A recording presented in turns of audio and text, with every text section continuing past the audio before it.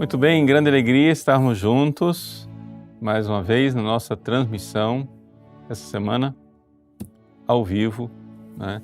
Nós estamos aí nos preparando para o Natal, né?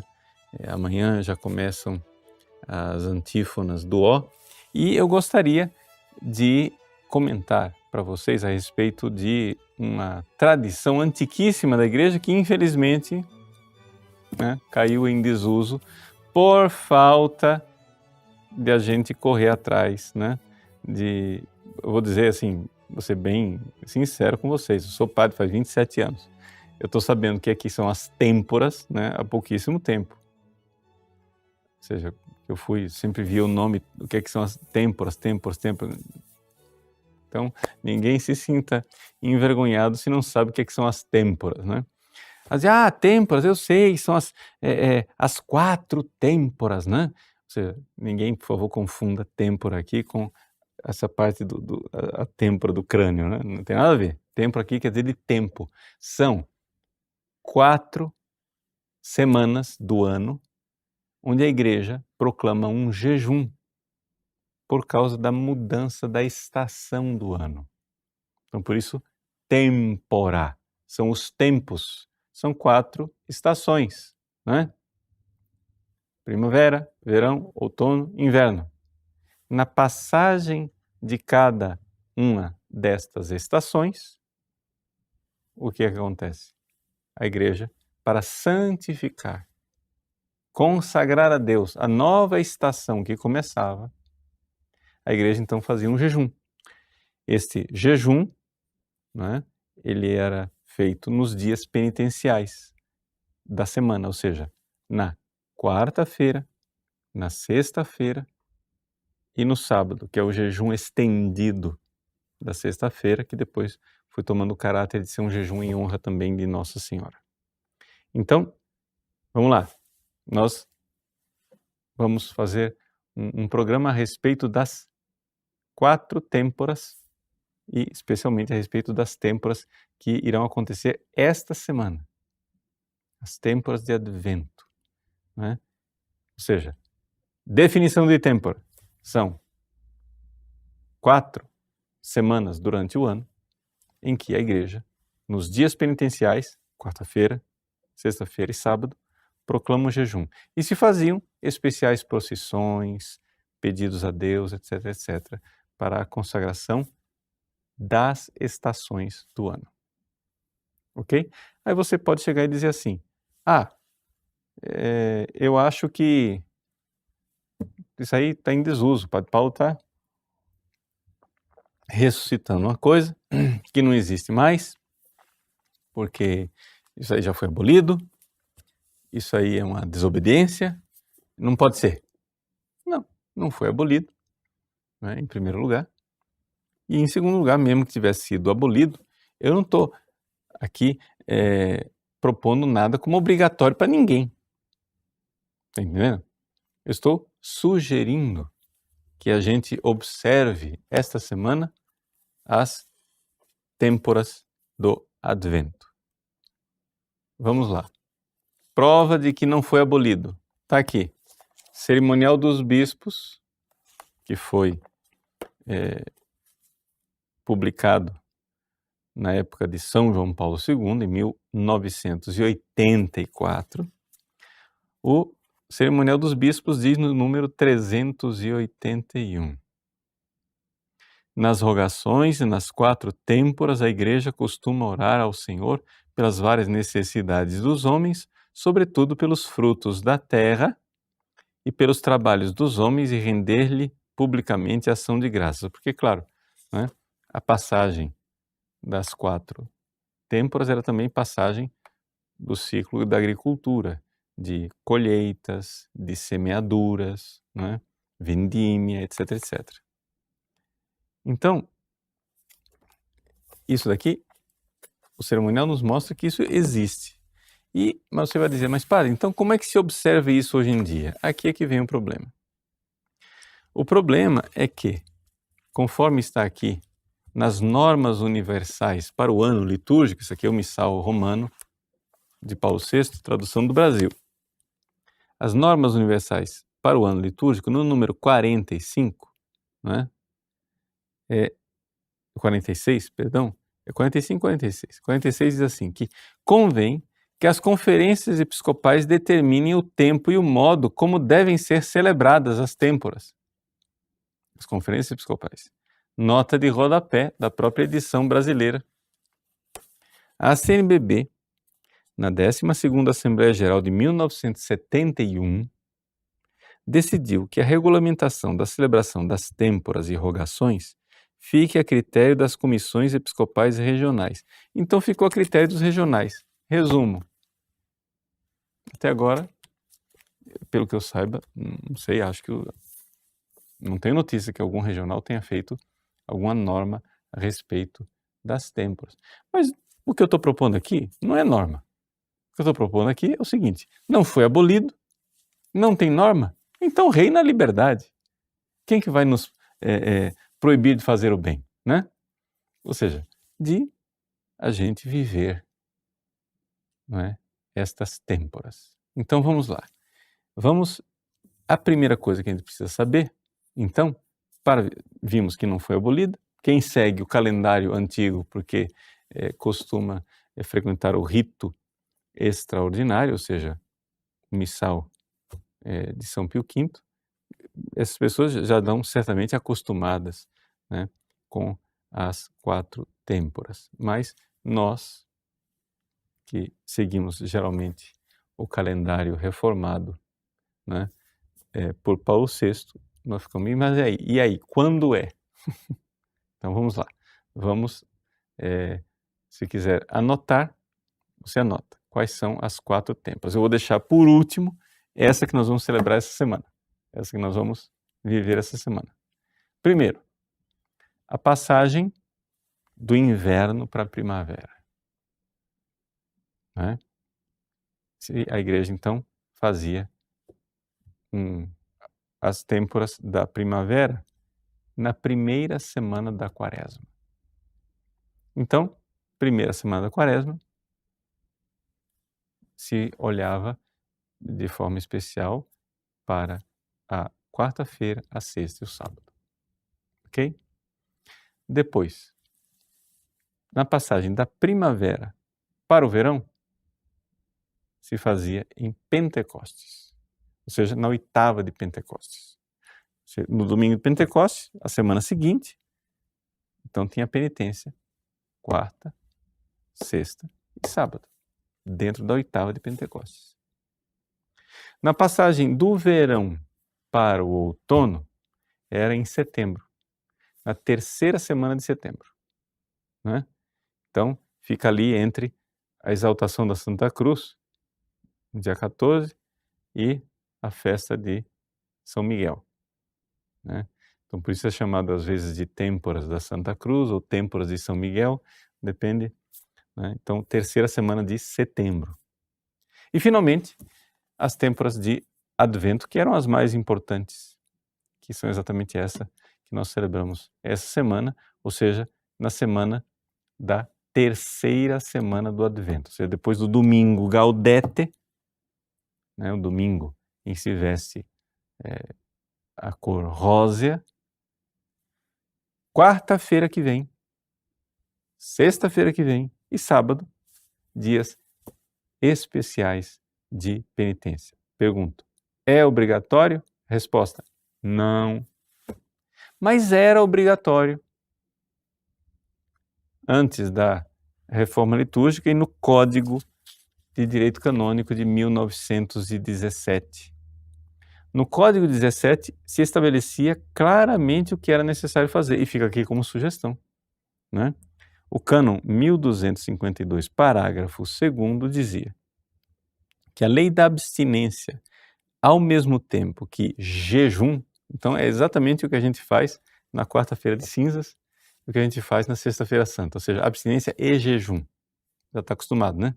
Ou seja, nada de carne e um jejum que consiste numa refeição até a saciedade e 2 lanchinhos. Nada impede você de ser mais generoso e de fazer, né, um jejum ainda maior. Diz, a lei da abstinência e do jejum devem ser observadas, né? Deve ser observada feris quatuor temporum, nas férias das 4 têmporas, ou seja, quarta, sexta e sábado, per vigilis nativitatis Domini, e na vigília do Natal do Senhor. Ou seja, era obrigatório um jejum na vigília do Natal. Nós vamos ver já já isso daí. Eu tenho, tá aí à disposição, a equipe colocou para vocês essa folha que eu traduzi do L'année liturgique de Dom Próspero Guéranger, na parte que fala do Advento, né, e do próprio do tempo, ele explica as têmporas do Advento e ele diz que, veja, em si, essa coisa de têmporas, ou seja, as têmporas agora que nós vamos celebrar essa semana, não fazem parte, né, do regime próprio do Advento. Tem nada a ver com o Advento, tem a ver com a estação do ano. Mas o que acontece é o seguinte, já na época de Dom Guéranger, o Código de Direito Canônico não obrigava jejum e abstinência no Advento. Obrigava somente na Quaresma. Então, ele diz, veja só, que como vivemos em uma época em que o jejum do Advento não existe mais, observemos o preceito das 4 têmporas com muito mais fervor, já que esses 3 dias, juntamente com a vigília de Natal, são os únicos em que a atual disciplina da Igreja nos obriga. Veja, a atual disciplina da Igreja aqui, quer dizer, no início do século XX. Já não obriga mais, nem isso obriga mais. Mas fica aqui a exortação de um grande liturgista. Gente, pelo amor de Deus, é Advento. Como é que você vai preparar o Natal do Senhor sem fazer penitência? Não é? E diz, de maneira precisa a manter o jejum.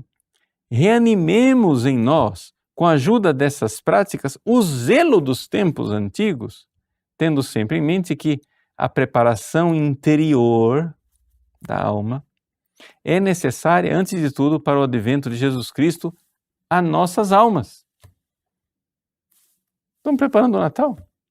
Então, embora as têmporas de Advento não sejam feitas para preparar o Natal, mas para santificar a estação do ano, é coisa muito oportuna que nós façamos, né, um pouquinho de jejum antes do Natal para preparar a vinda de nosso Senhor Jesus Cristo. Não é? Então, aqui eu quero mesmo incentivar. Ninguém diga que Padre Paulo está inventando leis que não existem. Não, não é lei. É um convite à sua generosidade. Veja, as coisas valem mais espiritualmente quanto menos elas são obrigatórias. Por quê? Porque é generosidade. Claro, generosidade.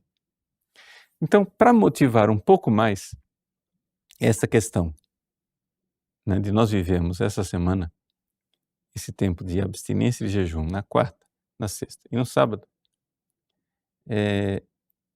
vamos ler um pouquinho aquilo que Dom Guéranger explica a respeito dessas 4 têmporas. Veja só, em primeiríssimo lugar, uma coisa. Ele diz, a introdução desse costume na igreja cristã parece remontar aos tempos apostólicos. Ele acha que é dos tempos apostólicos. Por quê? Porque essa era a opinião de São Leão Magno. São Leão Magno pensava que essa coisa das 4 têmporas, para santificar a passagem, né, das várias estações do ano, era uma coisa do tempo apostólico, inclusive porque está também no Antigo Testamento, no profeta Malaquias. Então essa é a opinião de São Leão Magno, de Santo Isidoro de Sevilha, de Rabano Mauro e de muitos outros da antiguidade cristã. Agora, tem um argumento contra, que diz assim, olha, não é apostólico. Por quê? O argumento é forte. É porque se fosse apostólico, as têmporas seriam observadas também no Oriente. E, na verdade, é um costume somente do Ocidente, da Igreja Latina. Então, como é que o Oriente perdeu? Essa é a argumentação. Seja como for, gente, apostólico ou não, nós estamos falando aqui, São Leão Magno já dizia que era apostólico. São Leão Magno, para você se localizar no tempo, é o Papa da época do Concílio de Calcedônia, que é 451. Estamos no 5º século. Quer dizer, ele já dizia que era apostólico. Se ele, no 5º século, dizia que era apostólico, esse negócio era pelo menos 100 anos de antigo, para se perder na memória, que ninguém lembrava mais de quando começou. Então, nós estamos falando aqui de 1.600 anos, com tranquilidade, de tradição. Então, é uma coisa muito antiga. E o que acontece? Alguns documentos antigos não falam de 4 têmporas, como as 4 estações, mas falam de 3 têmporas. E o Dom Próspero Guéranger, ele explica com clareza. Veja, eles falam de 3 porque acontece o seguinte, as têmporas da primavera era a primeira semana da quaresma. Então, no fundo, não acrescentava nada em termos de penitência. Porque já era observado o jejum e a penitência na primeira semana da quaresma. Então, ficava as outras 3 como penitência especial. Então, na verdade, sempre foram 4. Né? E essa que nós celebramos agora é a chamada têmporas o jejum do 10º mês. É assim que chama São Leão Magno, 10º mês. Não, espera lá, padre. Dezembro é o 12º mês. É para nós, né? Mas por que ele chama dezembro? 10. Por que setembro, 7, outubro, 8, novembro, 9 e dezembro, 10? Porque, de fato, esse era o número dos meses. Janeiro era 11 e fevereiro era 12. E o mundo não. O mundo não acabava. O ano acabava em fevereiro e março era o início do ano. Não é? Ou seja, fomos nós que mudamos a coisa, mas originariamente lá, quando os romanos deram nome aos meses, dezembro era o 10º mês. Né? Então, dezembro, 10º mês. E ele diz, né, que a igreja, né, faz a colheita dos frutos da terra. E uma vez que as pessoas colhiam todos os frutos, vem agora o inverno. É conveniente que os cristãos mostrem a sua gratidão ao Senhor, através do sacrifício da abstinência, tornando-se ainda mais dignos de se aproximarem de Deus, quanto mais souberem superar o apego às criaturas. Veja, se eu me apego às criaturas, eu estou mais pronto para me aproximar de Deus. Então, foi feita a colheita, os armazéns estão cheios, as pessoas estão, aspas, ricas, então vamos fazer um jejum para nos desapegar daquilo que nós colhemos. Vamos fazer, né, esse jejum. E aí vem a coisa mais importante que eu queria dizer para vocês hoje. E estas têmporas estavam também ligadas às ordenações sacerdotais. Principalmente em dezembro, que era quando mais se ordenavam sacerdotes. Vejam, a igreja ela só ordenava, em Roma, só se ordenavam padres nas têmporas. Por quê? Porque para ordenar um sacerdote é preciso que a igreja inteira esteja em jejum. Olha que coisa linda. Hoje, claro, a prática não existe mais, mas seria tão belo se ela fosse, se ela voltasse, né, a existir. Então, qual era o costume, diz Dom Guéranger? O costume era esse. No jejum da quarta, então, vamos lá, só para você se localizar no tempo. Domingo Gaudete, domingo da alegria. Aí, na quarta-feira, jejum. Na missa do jejum da quarta, naquela missa solene, eram anunciadas as ordenações. Então, a igreja proclamava publicamente quem seria ordenado. Se fazia jejum na sexta, mais uma vez, e no sábado, em jejum, eram feitas as ordenações. Por quê? Porque, claro, se as têmporas estão ligadas à colheita, quem são os operários da messe? Quem são os operários da colheita? São os padres. Rogai, pois, ao Senhor da messe que mande operários. Então, os padres, além de serem os operários da messe, a ordenação sacerdotal era uma colheita maravilhosa. Os melhores frutos, os frutos mais sazonados, mais maduros, mais lindos da igreja, eram seus filhos entregues na oblação, na ordenação sacerdotal. E a igreja inteira rezava por esses novos sacerdotes. Então, eu quero convidar você a que você viva, para motivar mais ainda, viva este jejum e abstinência da próxima quarta, sexta e sábado.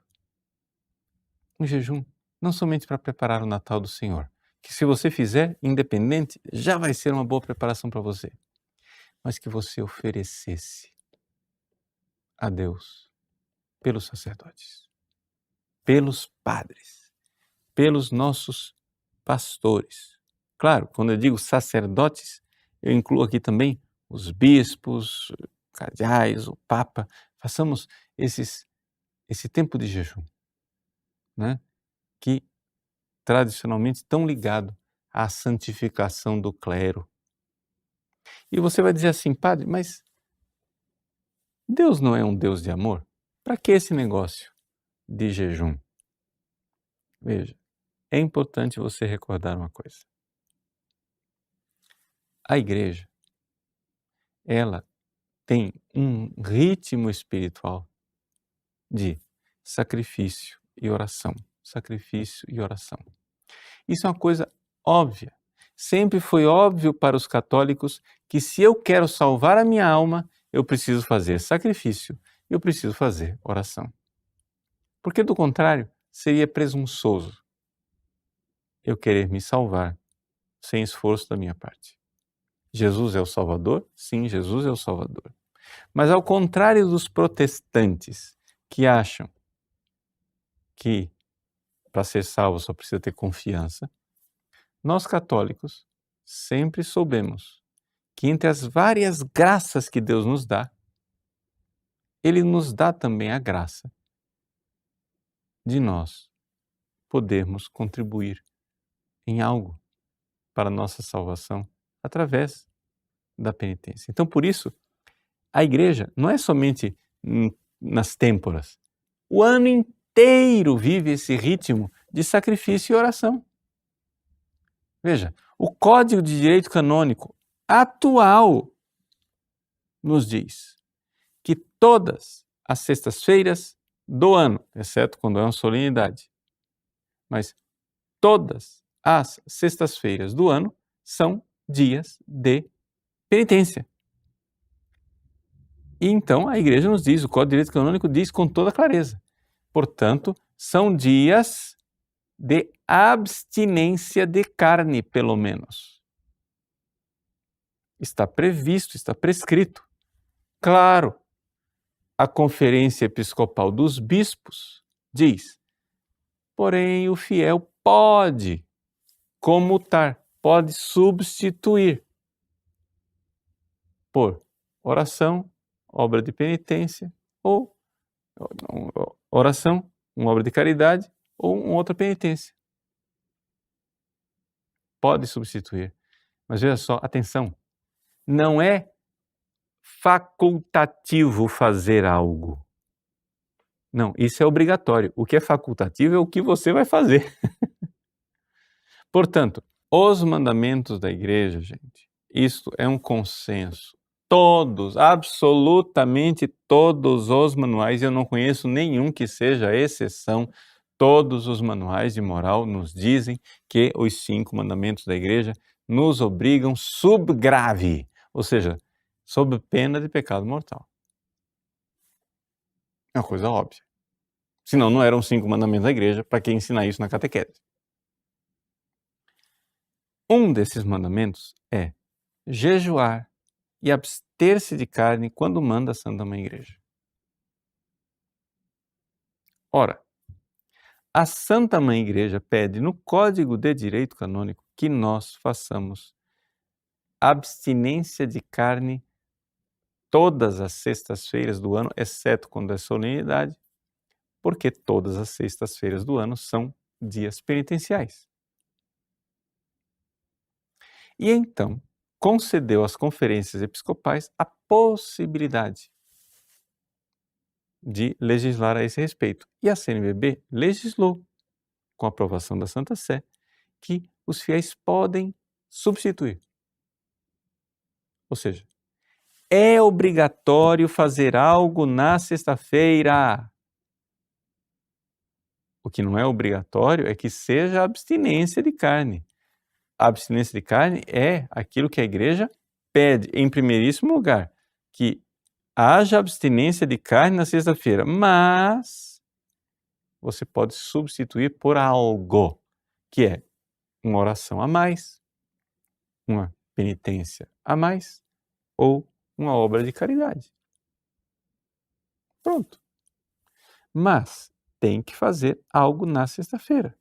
Pronto. Isso é obrigatório. E não fez, não está fazendo, pecado grave. Você diz, padre, mas eu não sabia. Ah, bom. Eu não sabia. Bom, se você não sabia, como os mandamentos da igreja são de lei positiva, não é? Aqui, essa ignorância ela é culposa, você é culpado só se você negligentemente não procurou saber as coisas. O que acontece é o seguinte, é que infelizmente a esmagadora maioria dos catequistas e pregadores não lembra isso. Então a gente pode dizer que a maioria das pessoas está, aspas, inocente, porque elas não vão procurar uma lei que no fundo elas não veem observadas, né? Mas agora que você está sabendo, então você sabe. Então daqui para frente você vai observar e não custa nada, gente. O que a igreja pede é muito pouco, né? Observe a abstinência de carne da sexta. Não deu, não quer, não pode, faça outra coisa. Mas faça algo. Porque o ritmo da igreja é sacrifício e oração. É sacrifício na sexta e no domingo é um dia de mais oração. Por isso a igreja, um dos mandamentos, guardar domingos e festas, que quer dizer assistir, participar da Santa Missa, do Santo Sacrifício da Missa, domingos e dias de festa de guarda. Também é um mandamento da igreja. Então, a igreja pede que nós moderemos o nosso ritmo semanal com um sacrifício semanal, sexta, e uma oração semanal, domingo. Sacrifício e oração, é esse o nosso caminho de salvação. Não é? O que acontece é que, infelizmente, por falta de zelo na pregação, as pessoas vão aos poucos se protestantizando. Ou seja, os protestantes, por causa da doutrina herética de Lutero, da sola fide, eles acham que não precisam oferecer sacrifícios a Deus. Veja, Jesus ofereceu o sumo e máximo sacrifício de nossa salvação. Mas São Paulo diz: completo em minha carne aquilo que falta aos sofrimentos de Cristo. Mas falta alguma coisa, padre? Não, não falta nada. Só acontece que falta na aplicação. Ou seja, eu posso, ao fazer sacrifício, eu estou aplicando os méritos de Cristo e me unindo e usando a graça de merecer. Então, sacrifício faz parte da doutrina católica, gente. Negar isso é deixar a verdadeira fé católica. Você está deixando. A fé católica, existe uma condenação claríssima do Concílio de Trento. Não é só pela fé, é também pelas obras. Você ofereça os sacrifícios. Então, sacrifício, oração, sacrifício, oração. Assim, é um pecado gravíssimo contra o Espírito Santo você presunçosamente achar que vai ser salvo sem mérito algum da sua parte. Sem fazer nada. Isso é errado. Então, isso é só para lembrar. Então, que a Igreja nos coloca nesse ritmo de sacrifício e oração. Isso semanalmente, mas isso também no arco de todo o ano litúrgico. Nós temos tempos fortes de penitência. Tempo forte de penitência, Quaresma, antes da Páscoa. Esse é o maior tempo de penitência da Igreja. É a maior penitência. Outro tempo de penitência, o Advento, que é um tempo penitencial, embora não tenha mais prescrição de penitências. Mas é um tempo penitencial, ninguém duvida disso. Nenhum liturgista duvida que o Advento seja um tempo de penitência. Algumas pessoas acham que esses dois tempos penitenciais fortes é pouco. Por isso, São Francisco de Assis, achando que tinha um tempo muito de vida mansa entre a Quaresma e o Advento, quis acrescentar no meio uma quarentena de penitência, que é a chamada Quaresma de São Miguel, né? Para não ficar tanto tempo sem penitência. Agora, além desses tempos do ano litúrgico, a Igreja, então, santificava a passagem das estações do ano com 3 dias de penitência na semana exata que se celebrava as têmporas, as 4 têmporas. Então, tá aí o convite para você realmente entender que tem essa realidade do sacrifício e da oração. Essa coisa do sacrifício, um certo sabor protestantizante foi sumindo da vida e parece que coincidentemente, não somente foi sumindo da vida, parece que também, ao mesmo tempo, parece não, certeza, ao mesmo tempo, foi sumindo daquilo que é a forma celebrativa da missa. Ou seja, você participa de algumas missas e você não vê, nem de longe, algum sinal de que aquilo seja a celebração da renovação do sacrifício do Calvário. E isto, gente, que a missa é a renovação do sacrifício do Calvário, isso é dogma de fé católico. A gente ouve por aí na internet algumas pessoas questionando como se fosse uma coisa opcional. A missa é o sacrifício do Calvário. Essa é a opinião teológica. Não tem opinião teológica nenhuma, isso é dogma de fé da Igreja. A Santa Missa é o sacrifício do Calvário. Dizer o contrário é ser luterano. Dizer o contrário é dizer que nós não temos sacerdotes ordenados e que o sacerdote ordenado oferece verdadeiramente um sacrifício na missa. A cabeça do luterano é o quê? Que a ceia que ele celebra, né, a ceia do Senhor com o pão e o vinho, É algo que Deus nos dá. Nós católicos sabemos que a Santa Missa é algo que nós, com Cristo, damos a Deus e que Deus nos dá. Ou seja, claro, nós recebemos a comunhão do pão e do vinho, que são só aparências, e na verdade é o corpo vivo de Cristo, sangue, alma e divindade. Jesus ali tem um ser humano vivo, que é uma pessoa divina. Nós recebemos na comunhão. Mas, na consagração, é o Cristo que, pessoa divina, na sua humanidade, oferece o sacrifício do Calvário a Deus Pai, ali, na forma incruenta do sacramento.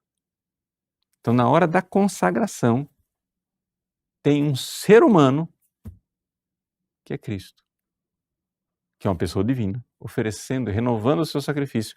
E o sacerdote oferente, ou seja, o sacerdote ministro que está celebrando a missa, ele está oferecendo aquele sacrifício.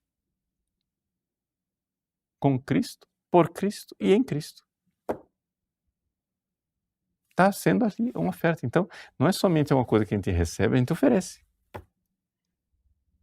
Isso é católico. Então, veja, assim como o sacrifício de Cristo do Calvário parece sumir de algumas formas celebrativas, ou seja, quando não se segue, né, o missal do jeito que ele é, também o sacrifício parece que desapareceu do mapa da vida do católico no dia a dia.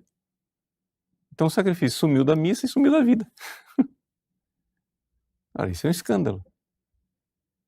Então, por isso, vamos lá, com grande alegria, nesse tempo de advento, oferecer o sacrifício. Então fica o convite para nessa semana, repito novamente, celebrar as têmporas com o jejum não é mais canonicamente obrigatório, mas nós podemos oferecer porque é coisa boa. É a generosidade do nosso coração. Então, vamos lá. Como era o preceito antigo? O preceito antigo era isto. Na quarta, sexta e sábado, jejum e abstinência. Jejum quer dizer o quê? Uma refeição até a saciedade. E depois, 2 pequenos lanches. E nada de carne, nada de frango, somente peixes e ovos, né, etc.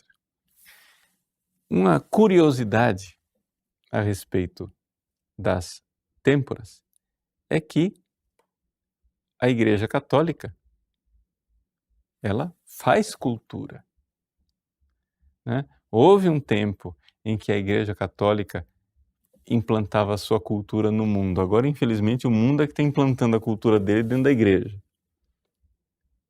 Está errado.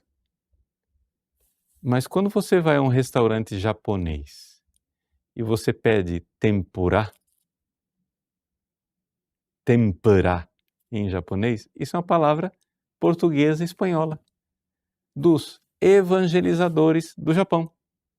Católicos que lá em Nagasaki, no tempo de São Francisco Xavier, quando chegava as têmporas, eles tinham que fazer um prato que não tivesse carne.